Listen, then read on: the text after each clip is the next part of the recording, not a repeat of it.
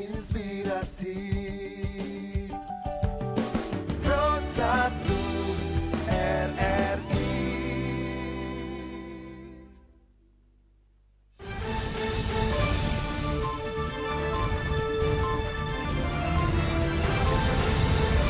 Pro 1 Lintas Jambi Siang.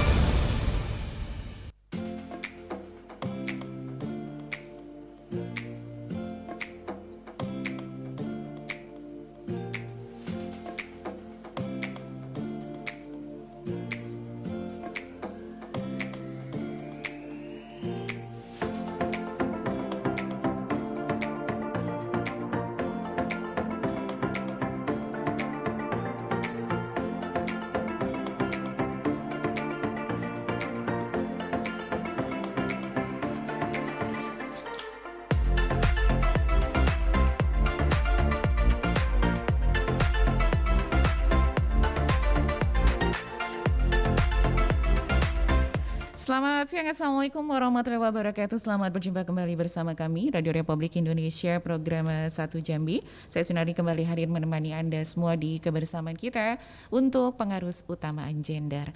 Dan alhamdulillahirrabbilalamin pendengar, di studio sudah hadir narasumber kita yang cantik.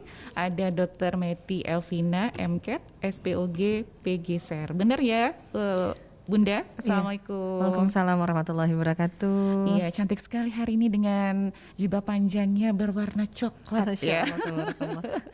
Iya, Bunda ini hari terakhir kayaknya ya ngisi di sini ya Bunda. Sepertinya iya, Sepertinya karena akan iya. bersiap-siap pindah tugas nanti mendampingin suami Kemana nih Bunda? ke Polda Papua Barat. Wow, ke jauh. Papua Barat, bayangin aja. Tapi mudah-mudahan diberikan kesehatan, keselamatan di sana ya Bunda ya. Insya Dan Allah, nanti amin. bisa pulang lagi ke kota Jambi. Amin. Nanti bisa ngobrol-ngobrol lagi begitu ya Bunda ya. Ya, insya Allah. Oke. Dan di kebersamaan kita untuk pengarus utamaan gender hari ini Bunda, kita akan membahas terkait siklus menstruasi pada remaja. Nah ini kayaknya menarik sekali nih Bunda. Jadi terutama untuk ibu-ibu yang mungkin ada di rumah atau yang memiliki putri yang akan beranjak dewasa atau yang sudah remaja begitu ya Bunda ya. Iya. Nanti kita akan ngobrolin bagaimana sebenarnya siklus menstruasi pada remaja yang normal dan yang tidak normal begitu ya Bunda ya. Iya, benar. Oke, kita jeda dulu Bunda untuk yang melewat berikut ini.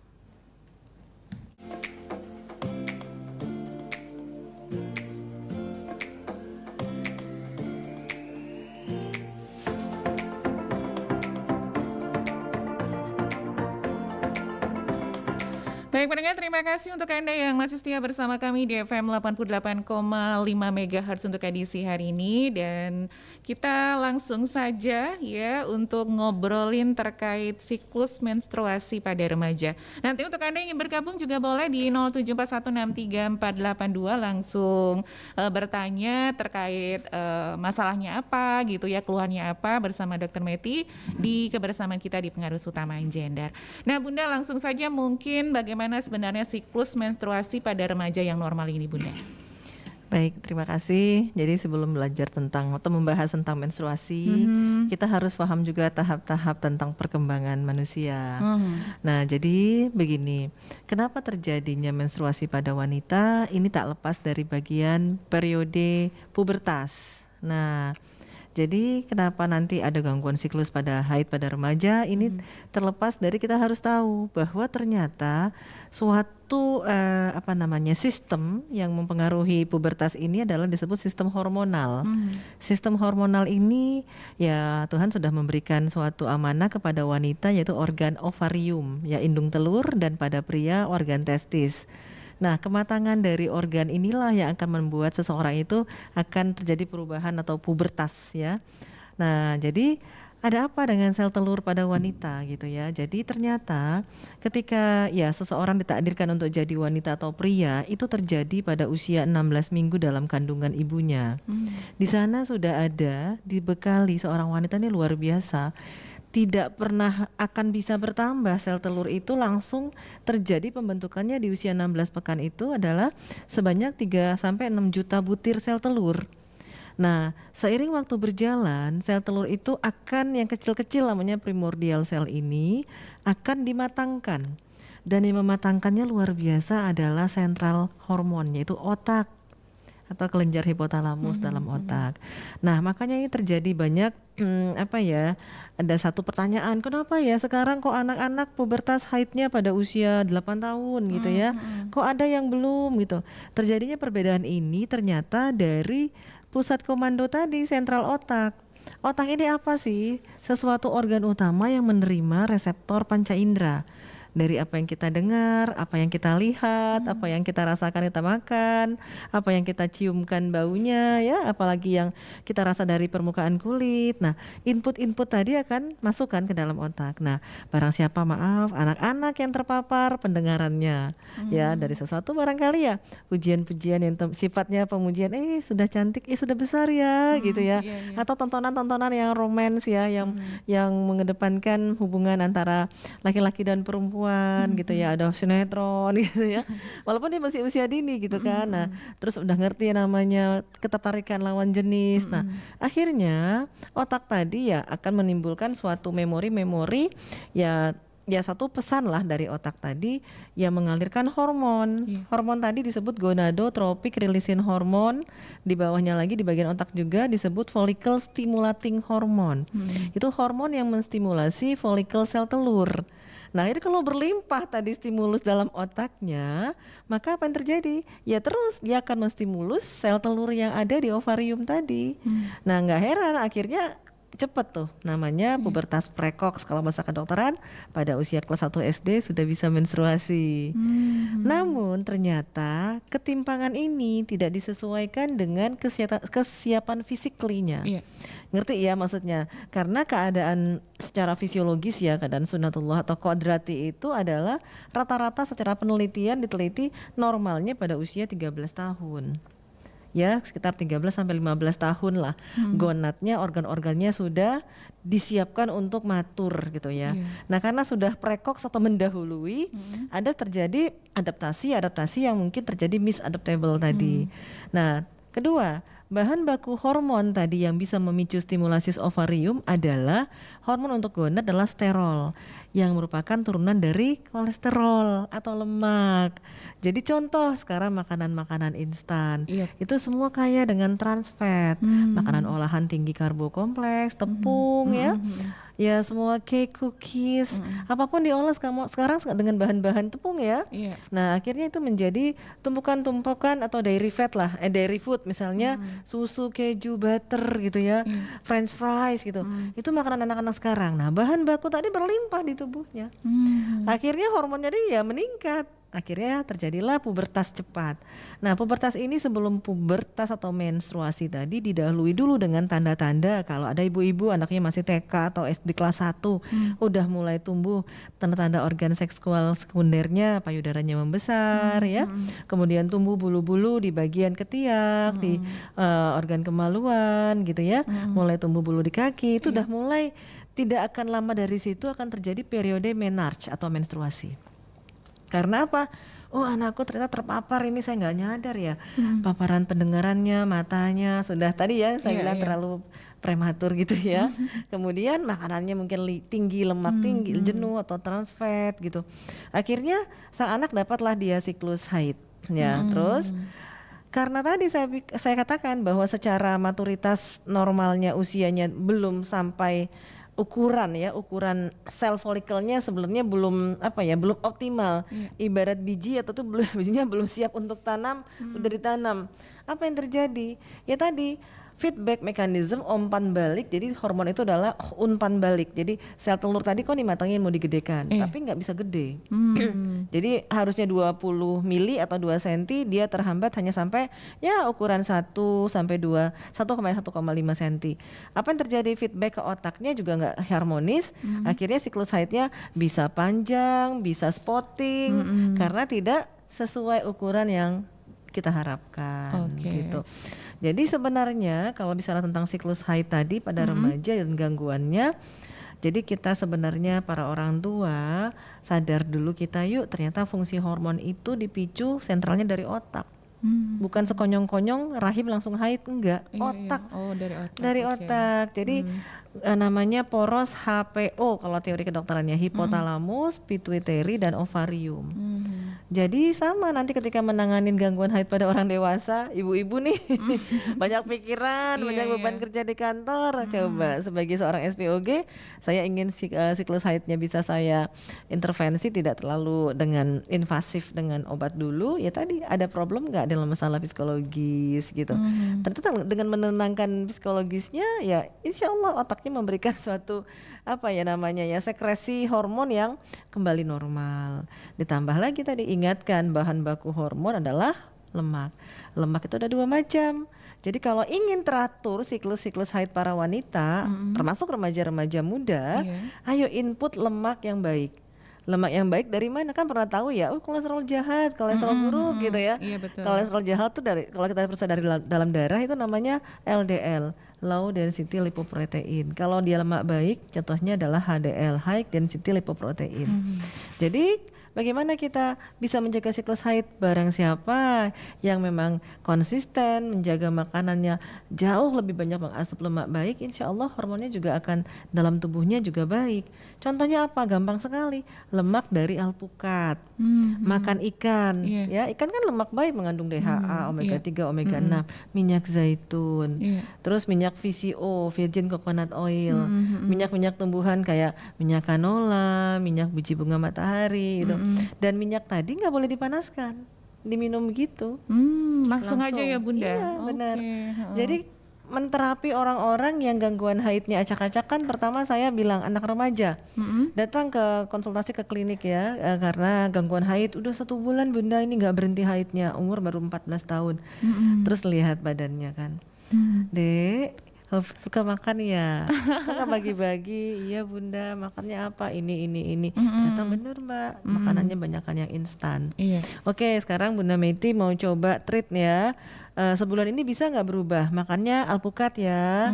Terus kalau mau ikan ya nak, misalnya di Pendang, makanan khas Jambi ya, di Pendang gitu, Palembang, dikukus, di steam atau dipepes. Nah istiqomah terus ya nak. Kita berarti nggak boleh digoreng ya Bun? Enggak, jangan. Jadi lemak yang dipanaskan akan terjadi proses peroksidasi lemak, terjadi nanti lemak jenuh, trans fat ya. Jadi coba kita istiqomah sebulan gitu demi Tuhan, itu ya Allah bener. Akhirnya bulan depan berikutnya diikutin tanpa obat nih, bagus lagi. Oh ternyata ada hubungan bermakna ya antara pola makan dengan siklus haid. Karena tadi saya sebagai dokter juga seorang peneliti biologi sel kan, jadi paham banget bahwa hormon sterol berasal dari lemak. Nah lemak yang baik itulah yang kita optimalkan masuk ke tubuh agar nanti proses pembentukan hormon-hormon tadi berjalan dengan baik. Jadi seperti yang Bunda katakan tadi nih pendengar, bahwa normalnya untuk remaja ini haid atau datang bulannya itu usia 13 tahun ya Bunda ya. Iya benar. Kadang kan kalau sekarang ini banyak juga yang udah kelas 5 SD sudah datang bulan ya Bunda, kelas 6 SD. Itu masih seperti apa gitu ngelihat mereka yang masih sukanya lari sana lari sini, tapi tiba-tiba datang bulan, mereka pun nggak tahu ini apa begitu ya Bunda. Iya benar. Tadi dari paparan yang didengar, yang dilihat, yang kedua dari makanan, itu sudah diteliti. Nah jadi sebenarnya apakah masalah mereka dapat haid? Ya enggak, sudah takdir. Tapi kita lebih harus benar-benar menjaganya luar biasa. Karena dengan seiringnya dia sudah terjadi maturitas gonad ya, sel telurnya matang, kan dia bisa mencapai masa subur.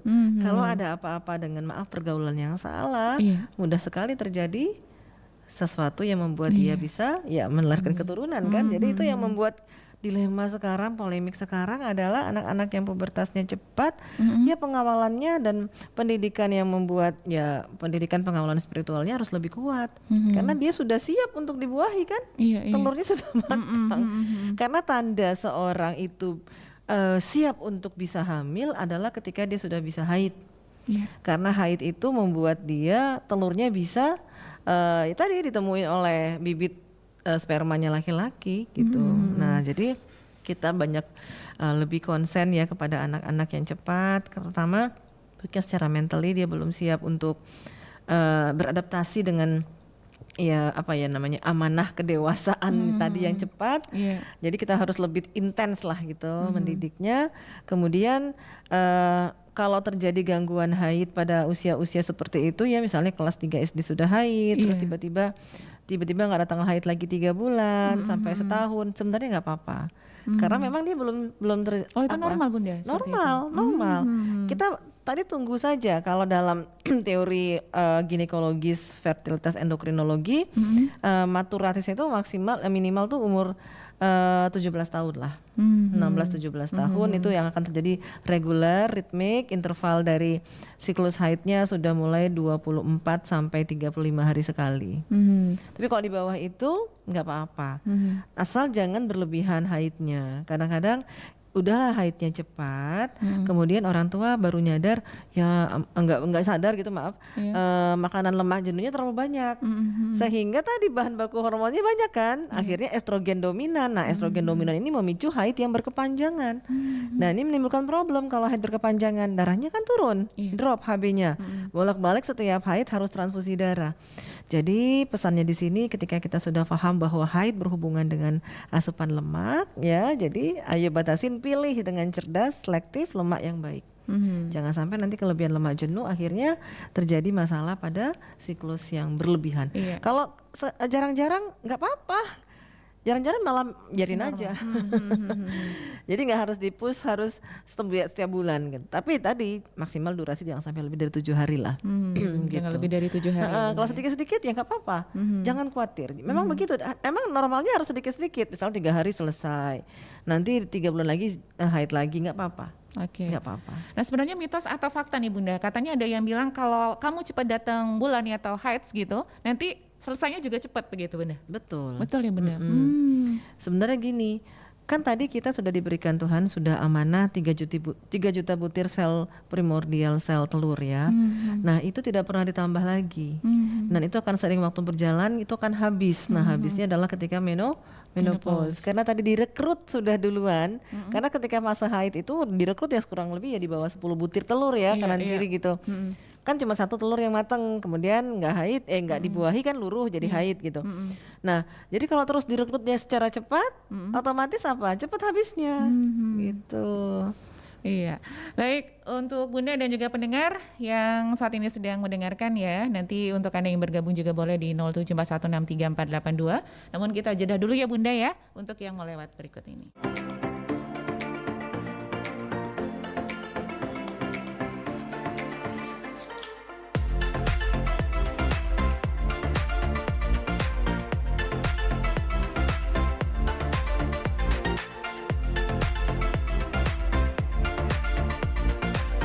Baik pendengar, terima kasih untuk Anda yang masih setia bersama kami di FM 88,5 MHz. Kita masih bersama di Pengarus Utama Gender, masih bersama Dr. Mety Elvina tentunya untuk siklus menstruasi pada remaja. Untuk Anda yang bertanya langsung bersama narasumber kita boleh di 0741634482. Dan tadi Dr. Mety sudah memaparkan banyak hal yang menjadi kendala-kendala juga, apa saja yang membuat remaja ini atau wanita dan kita juga ini merasa bahwa wah, kalau datang bulan nih harus seperti ini, dan juga makanannya ternyata harus diinput lemak yang baik ya Bunda, seperti itu ya Bunda ya. Dan Bunda, nih kalau kita nih dalam 1 bulan nih Bunda, datang bulannya ini 2 kali ini normal atau tidak sebenarnya sih Bunda? Jadi tentang parameter menilai haid itu normal atau tidak, pertama dari siklus. Siklusnya dalam rentang waktu 24 sampai 35 hari sekali. 24 ya. sampai 35. Jadi kalau haid tanggal 1, datangnya tanggal 24, masih normal, nggak apa-apa di bulan yang sama kan. Atau tanggal 1 haidnya datang lagi tanggal 6 misalnya. Tapi jangan sampai di bawah 24 atau lebih dari 35 hari sekali. Kemudian durasi haidnya adalah 3 sampai 7 hari. Dan tidak berlebihan, penggantian pembalutnya tidak lebih dari 6 kali lah. Kalau lebih dari 10 kali kan takutnya heavy menstrual bleeding ya, pendarahan yang sangat banyak. Nah, tadi dengan pertanyaan tadi ya, sebulan 2 kali, kalau masih 24 hari sekali nggak apa-apa. Jadi siklus haid ini berhubungan dengan fase-fase yang terdapat dalam dalam siklus menstruasi. Fase dalam indung telur sendiri ketika perempuan itu haid, ada fase folikulisasi. Jadi ketika sel telur itu yang kecil tadi pelan-pelan menjadi folikel primer, sekunder, tersier, sampai jadi folikel de Graaff, folikel mateng. Itu dia butuh kurang lebih 14 hari. Nah setelah dia mateng, keluarkan sel telurnya. Ukurannya ini kalau mau dilihat nih, kalau udah menikah bisa di USG dari via vaginal ya.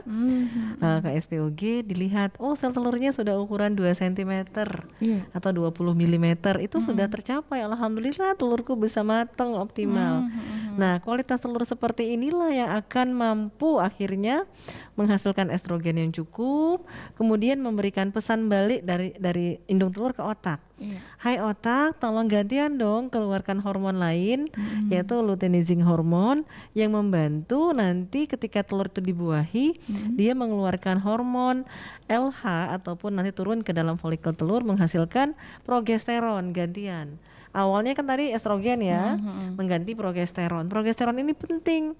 Dia itu untuk menebalkan dinding rahim agar siap kalau ada embrio yang tertanam di sana untuk terus menjadi ya terbentuknya plasenta. Makanya banyak orang dikasih hormon penguat gitu ya. Itu isinya progesteron gitu. Nah, jadi kalau haidnya cuman seminggu sekali, 10 hari sekali tidak tercapai fase-fase ini.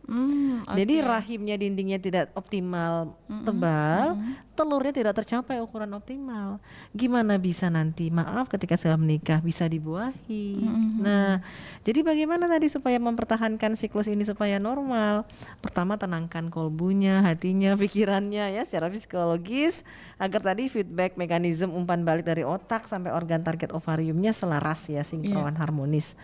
Kemudian asupannya tolong bahan baku hormon steroid atau gonad tadi adalah lemak kan. Kita lebih memilih bahan baku yang dari makanan lemak-lemak sehat tadi. Dan kemudian apalagi selain itu kita jangan sampai ketinggian makan gula. Karena ternyata gula itu bukan dari gula pasir saja, roti ya, karbohidrat kompleks ya, mie. Terus apalagi ya banyaklah makanan-makanan instan yang tinggi karbo ya. Nah ini akan memicu tingginya apa? Terjadinya resistensi insulin. Resistensi insulin ternyata ya ini akan bakat menjadi penyakit diabetes mellitus. Nah ini nanti berhubungan ujung-ujungnya sel telurnya gagal mateng. Dikenalan nanti penyakit polikistik ovarian. Jadi telurnya gak bisa pernah ada yang mencapai ukuran 2 cm, paling maksimal 1 cm. Apa yang terjadi kalau telurnya nggak bisa besar?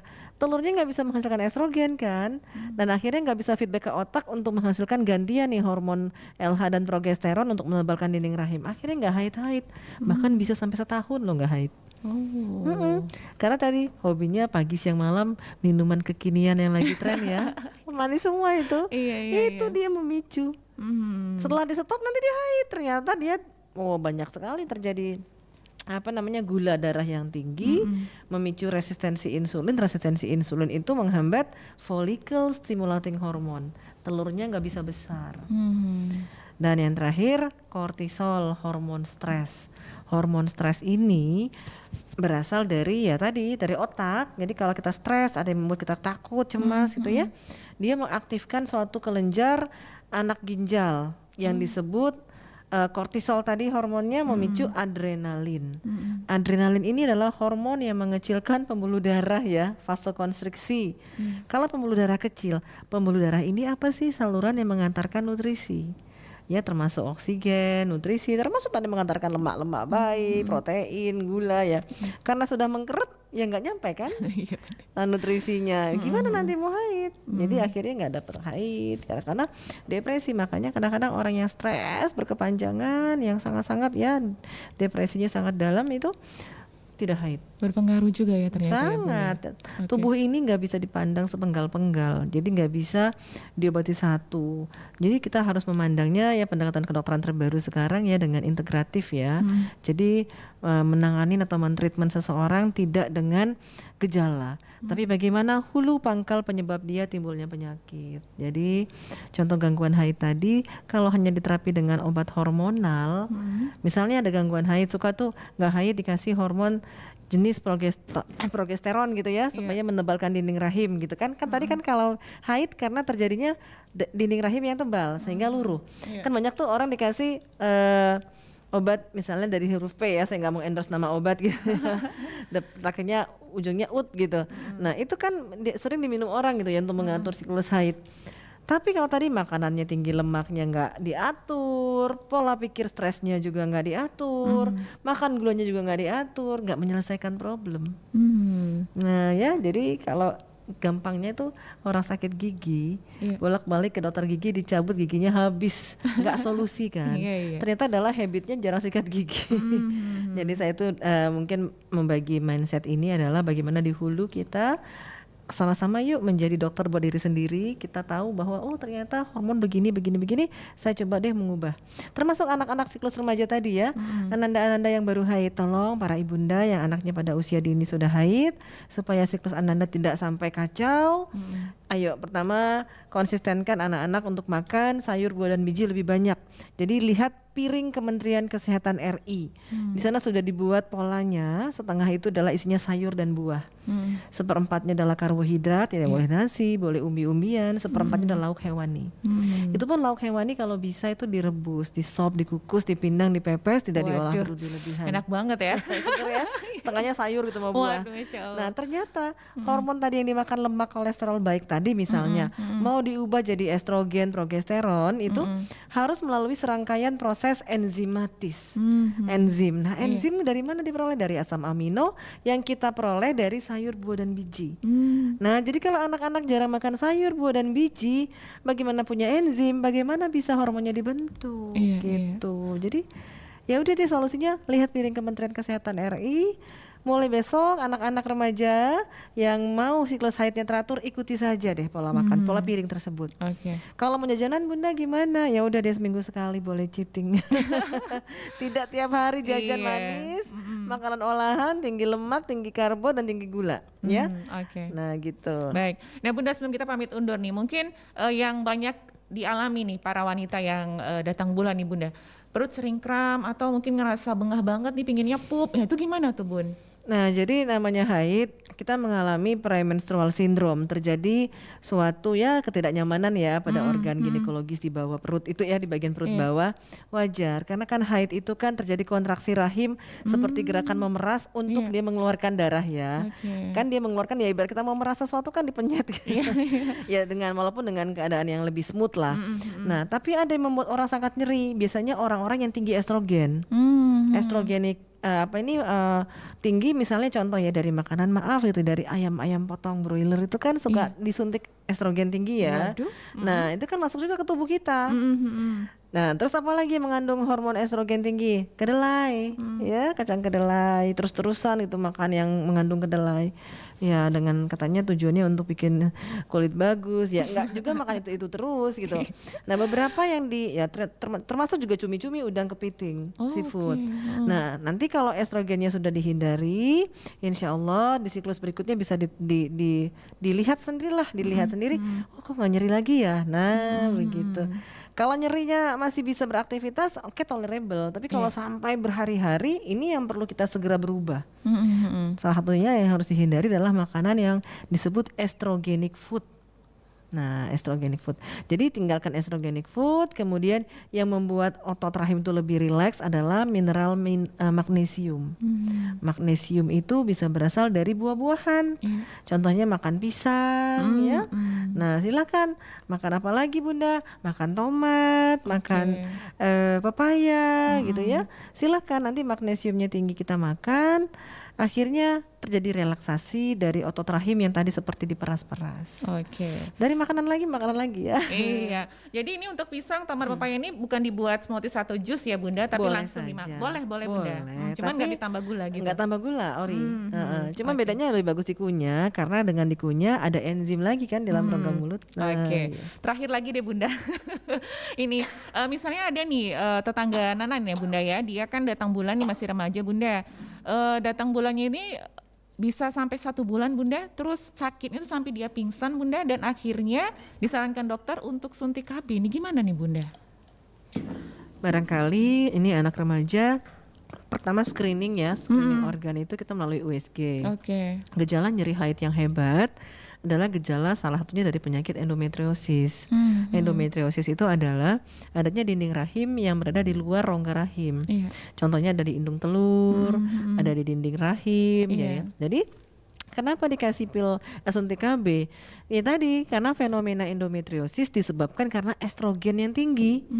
Dengan adanya suntik KB itu kan suntik KB jarang yang dikasih estrogen ya. Suntik KB itu mengandung progesteron lebih banyak. Jadi dikasihlah antagonisnya dari si estrogen tadi.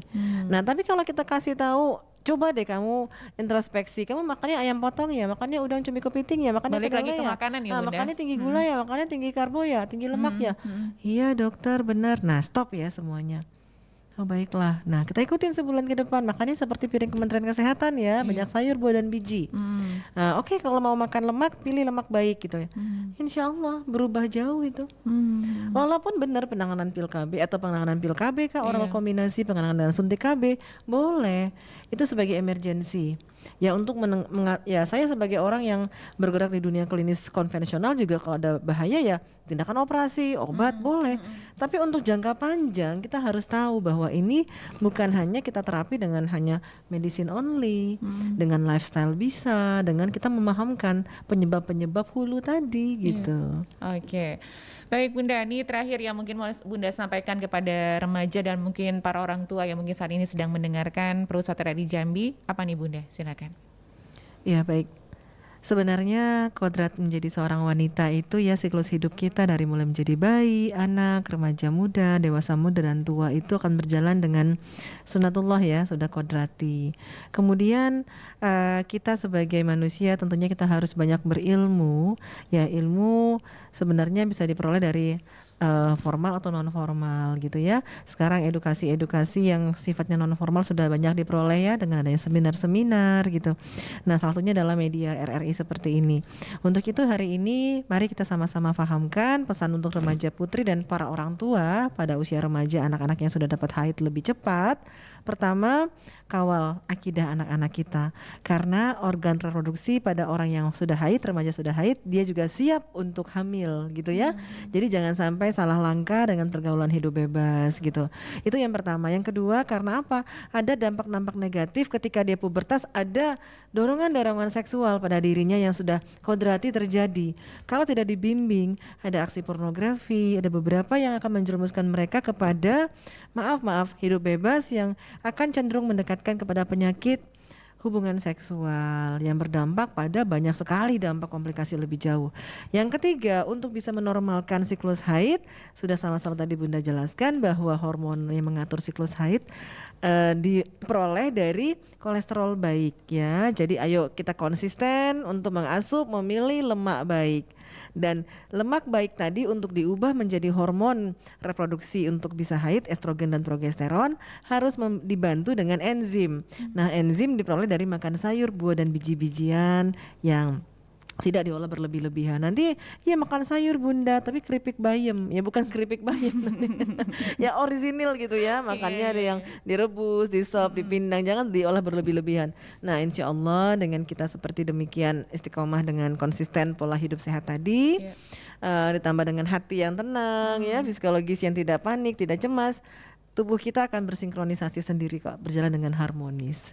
Nah jadi mari kita sama-sama jangan panik dulu. Kalau kita sudah konsisten dengan menjaga tadi, tubuh akan kembali dengan fungsinya secara normal. Demikian. Baik, terima kasih Bunda Dr. Meti ya. Saya biasa manggilnya Bunda begitu ya. Dan untuk perjalanannya mudah-mudahan dilancarkan ya Bunda, bisa pulang lagi ke Kota Jambi biar bisa berbagi lagi ilmunya ya Bunda ya. Oke, dan terima kasih juga untuk Anda pendengar yang sudah mendengarkan kami di program Satu Jambi untuk pengarus utamaan gender. Saya dan Bunda juga undur diri. Terima kasih dan wassalamualaikum warahmatullahi wabarakatuh. Waalaikumsalam warahmatullahi wabarakatuh.